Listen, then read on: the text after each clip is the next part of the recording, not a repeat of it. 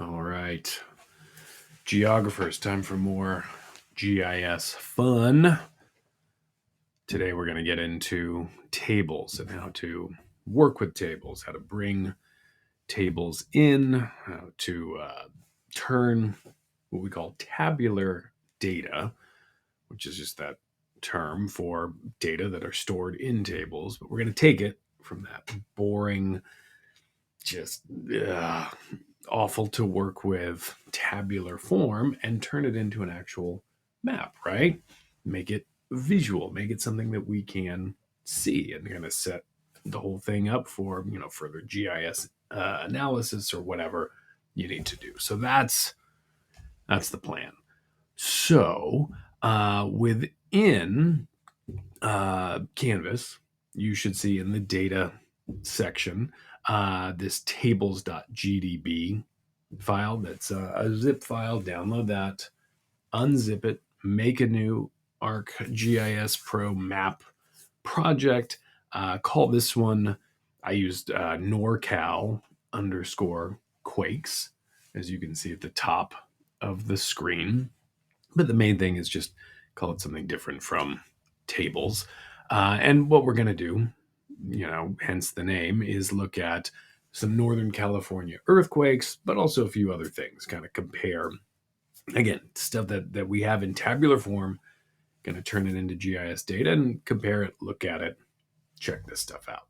Okay, so create that NorCal Quakes map project, download and unzip the tables.gdb zip file, and then, as we've done repeatedly at this point, copy that unzipped geodatabase into your project folder in ArcGIS, and you're ready to go. And what I've done is I've opened up, I'm glad it's telling me that, I've opened up the project. I removed the base map stuff, that world topographic map and hillshade, whatever it is, got rid of that. And then I selected just shift, left click, shift, and left click again to grab it all, left click, hold, and drag to throw it in here.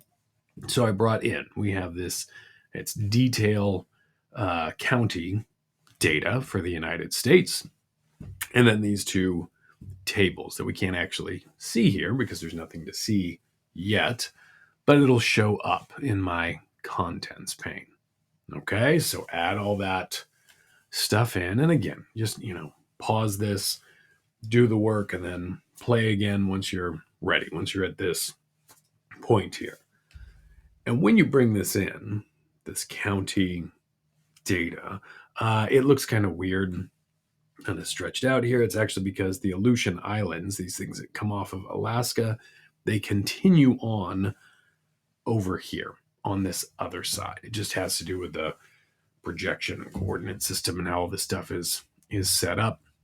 Right here, no big deal. What we'll do is just zoom in to the West Coast and get into California. Okay, and again, it's one of these things where it's looks dumpy. That is not a good California, just with the way it's kind of squat and stretched out and all of that. But for now, we're cool. We'll just let it be. And I'm going to hit save just to hold it right here. Okay, so we'll hang tight with California at this moment. What I want to do is look at these tables, get a sense of what we got, what we're dealing with. And let's do the NorCal Quakes one first. So down here, right click on that table and just go to open. And what I will do is make this a little bigger, resize some of this so you can see it. But so this is our table. This is what it looks like. There aren't any actual features attached to it because it's simply a table. It has that little table icon, and you can see over here in the catalog pane, and it looks like a table next to these things. So that's how we know that's what we're dealing with. So it's not attached to anything in the map, but what's cool is with the right fields that exist, we can actually turn this into something that shows up in the map. So I'm going to show you how to do that. Now we can tell if we can do this stuff. So a few things when we're looking at tables, a few different terms that we have, so we're all on the same page. Column, that's the first one. A column is moving vertically up and down the table. So like we have this first object ID one right here. So if we move down the table, we refer to that as a column. Okay. Going across or horizontally, that is a row. Okay. So it's a case where like one right here is a row, and then two is a row, and so on. So columns go up and down, rows go side to side. At the top of our column, we have what's called a header. And when we're working in ArcGIS, it's kind of nice. One of the nice features here, it makes the headers bold. So these are actually technically the first row in the table, but they're not treated as data, right? They're descriptors, they're little titles for what these columns actually are. So like this one, we'll skip object ID for right now, but date right here is a pretty obvious one. That's a header, and underneath it, as you move down the column, we see the individual dates, right? The day, month, year, all that stuff that the in this case the earthquake took place. Right? So date is the header, and these are the actual values of these individual earthquakes that we have. And you can see as you hover over these things, it's got little details about what's in here. For now, don't worry about it. A lot of this stuff you get into in later classes and all that when it comes to actually data, based design and things like that. So date, that should be self-explanatory. This object ID, and when you have the little asterisk at the end of it, what that's telling you with the asterisk is like, look, you can't delete this. It's here. It's something the computer needs. Leave it alone. Okay? Anything else here we can delete, we can change. This has to stay the same. And what it is it's a unique identifier for each row in here, for each record that we have, right? So that the computer doesn't get confused, that we don't have two different earthquake events that have the same identifier. That would be confusing for the computer when we're doing analysis. So they just have to have a unique number in here. And this, it's pretty simple. 1, 2, 3, 4, and so on, right? Just so the computer can keep track of it. So when you see this asterisk, just ignore it. You're going to see object ID, sometimes FID for feature ID. We ignore those, but this is stuff that we can mess with or use or whatever. All right, so date, self-explanatory. Lat and lon, latitude and longitude. And so we have the values here. And a quick note, this is always confusing when you start to work with this stuff in a computer environment. But when we have for latitude a positive value, so this would be positive 40.39 that we're looking at in this first record, that's referring to the northern hemisphere. So positive means north of the equator. If I had a negative value, that would be 40.39 degrees south.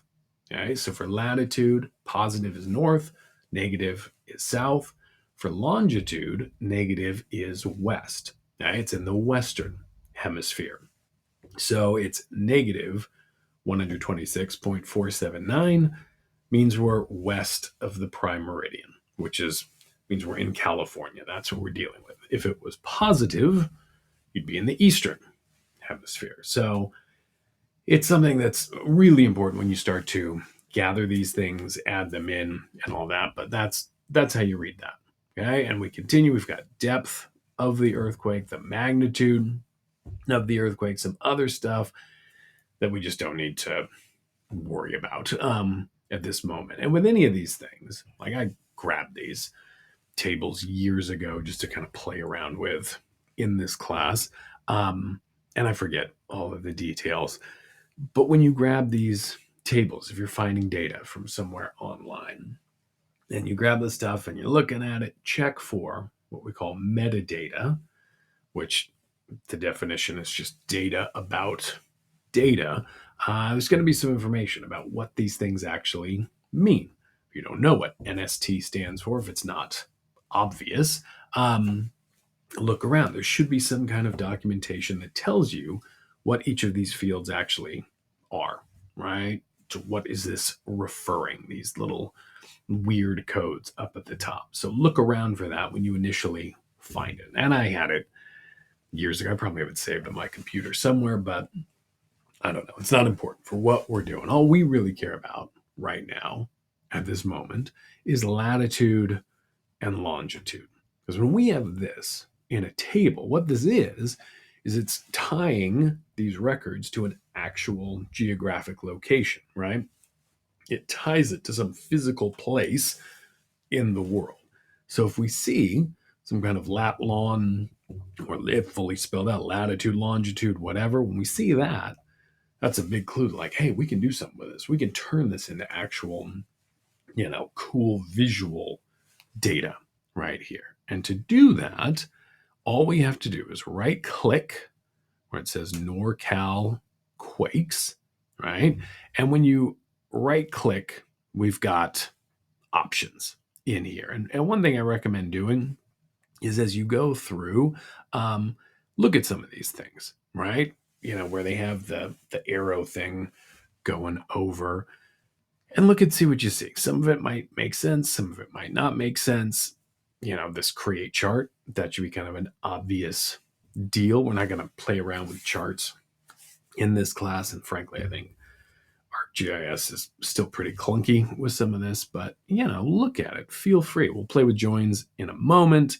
But as you go down, just kind of file away what you got. It's kind of nice to see some of these options, kind of put it in your brain right now, because all of these will be useful at some point in your career.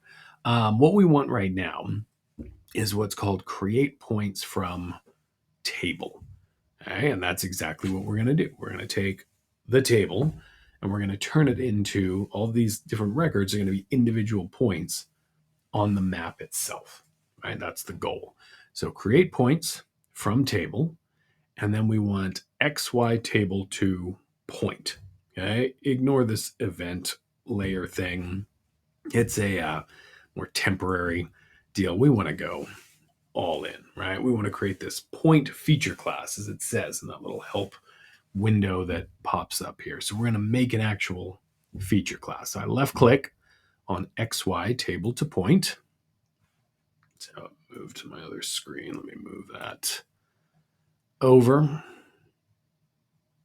And it's thinking, there we go. So input table, it puts in NorCal Quakes because that's the one I right clicked on, but I could hit the drop down and pick any of the other tables that are here. We have the census housing units one that we'll talk about probably in the next video. And then the detailed county, even though that's a feature class, it has an attribute table because all feature classes have one. So I can select any of these. If I hadn't added it yet, I could click on this little browse folder thing on the side. I could navigate to the spot on my computer where I have a table I want to use. We got options, but we're going to stick with this. NorCal Quakes. Our output feature class, so it's NorCal underscore Quakes underscore XY table to point. Okay. I don't like to say that, even though that kind of makes sense. That's what we're doing. I want to be clear with exactly what my feature class is. It's also worth clicking on here just to not only change the name, but to make sure it's saving it to the NorCal underscore Quakes geodatabase, right? This one over here that's been produced. Right now, there's nothing in here, but I can save stuff in here. I could also save it to this tables one. I'm not going to, I'm just going to keep it here, but I am just going to change this to earthquakes, okay, to make it nice and simple. And I keep going down. We have X field. It automatically puts in longitude. Okay, so that's a thing. It's a nice thing if you label your tables, if you're making one of these things, if you put in LON or LONG or longitude, ArcGIS is going to figure it out. It's going to automatically put it in there. Same thing for Y field. It knows that's where latitude should go. And if I hit the drop down, I could change it if there was something else I wanted to do here, but I don't. I'm not worried about that. Z field gets into 3D stuff.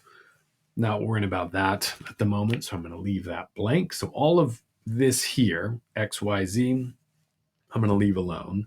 But this coordinate system, this is important. This is a big move right here that we have to pay attention to. And this is where a lot of students get in trouble when they're starting out. So they're not paying attention to this one key step here. So coordinate system, as it was the last video, got into that stuff.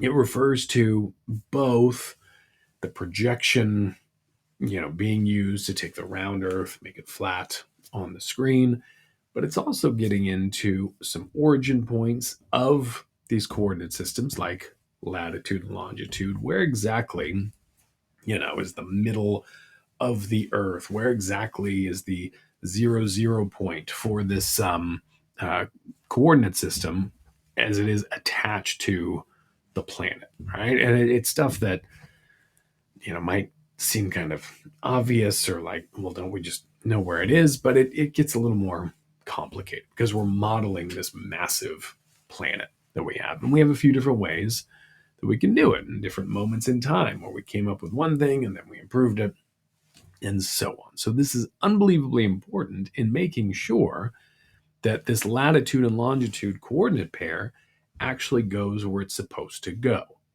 Okay. And the idea is if I leave it like this and I hit OK, these earthquakes aren't going in the proper location. They're not going to be where they're supposed to be, which is kind of weird, but that's the case. Okay. So we need to change this. And I know we need to change this because it goes back to this metadata idea that I checked this, and I've filed this so I actually have this in my notes to make sure I'm not, screwing it up when I use this data. But I checked it and I know which coordinate system or datum, that's the key thing, I should be using. All right. So I'm going to select this little globe right here, select coordinate system, move to the other side. So it's got this WGS 1984. I don't want that. We've got this detailed county. That's coming from that one, right? So that's all connected there. I don't want that. I'm going to have to look for it. I don't have some easy shortcut here. I need to go into geographic coordinate systems. And I think in the last video I got into, projected. That's where the good looking stuff is. That's great for if I'm reprojecting something or just making my map look good. But in this case, I just want a raw geographic coordinate system. I'm going to open that up. And I want North America. I'll open that one up. And I'll scroll here. Let me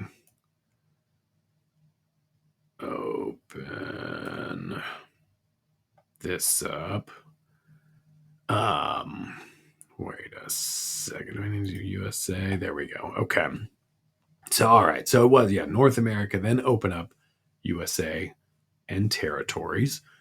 I don't know why Mexico doesn't get to have its own folder here, but whatever. And then we're going to scroll down and we want NAD, North American Datum, of 1983. Just this straight, plain one, no little parentheses or whatever. That's what we want. Okay. And again, I know that's what we want because I read when I grabbed the data, I checked the little metadata, more information spot, and it explained that it used the North American datum of 1983 for these latitude and longitude coordinates. It might seem daunting. How do you know this stuff? How do you know to look for this stuff? But as you work with it more and more, you see this. You know what to look for. Okay. But for now, I'll just tell you when we need to select these and what you need. So we want NAD 1983. Okay. Which again comes from Geographic Coordinate System the North America folder, USA and territories, NAD 1983. I'm going to hit OK. Make sure that changes it right here. And then I'll hit OK. And it's going to think and it's doing its stuff. Gorgeous. Look at that. Here, I'm going to close my table. That got me some earthquakes that are all in California or off the coast, meaning they're happening underwater out in the ocean. But this is cool. I have my actual points. So what I'll do, let me change them. There we go. The symbology, just to make it a little bigger. Let's make it like a yellow there so we can see it. And so I can click on any of these. Let me move this over. And so what it is it's got this attribute table, the same stuff that we had, but it's now connected to these actual features, these points that are on here. So that one I just clicked, what was it? This one, I think. Or no, this one. Yes, where it's pulling up all the information. It's from 2007. Here are the coordinates, but we can also see it. And then, most important for what we're doing, the magnitude, that it was a 5.45 magnitude earthquake that took place. So I can click on any of these and we've got that information now, right? The data are tied to the points themselves. That's pretty cool. I don't know if you're like, whoa, this is cool. This is cool. This is very powerful, a wonderful thing to be able to do. And it's a case where we have a lot of data that exists with coordinates. You can find stuff at, government websites and documents. This is also a case where I can take my little GPS receiver out into the field, get some latitude and longitude coordinates, put them into a table, and then bring them into ArcGIS, right? And actually map out what I found, the locations I was at, the stuff that I was surveying, data I'm recording and bringing back into the office to analyze. I can do that, right? Just putting it in a table and doing this whole, let me go back here, this right click, create points from table, XY table to point. That's pretty powerful. That's pretty cool stuff. So for now, let's just save this. And probably a good spot to stop this video. All right, so we get to this stage, and in the next video, we'll play around with this other table, which is a little different in how we're going to handle this. We're still going to turn it into visual geographic data, but we're going to handle it in a slightly different way. So save what you got, hold tight, and check out that next video.